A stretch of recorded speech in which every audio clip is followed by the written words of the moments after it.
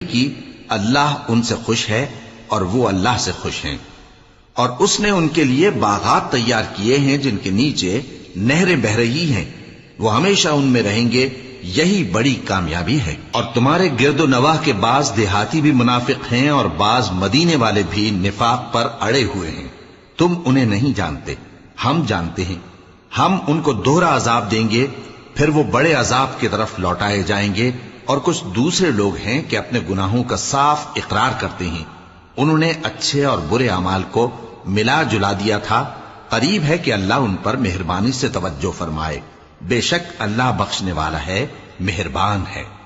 ان کے مال میں سے زکوٰۃ قبول کر لو کہ اس سے تم ان کو ظاہر میں بھی پاک اور باطن میں بھی پاکیزہ کرتے ہو،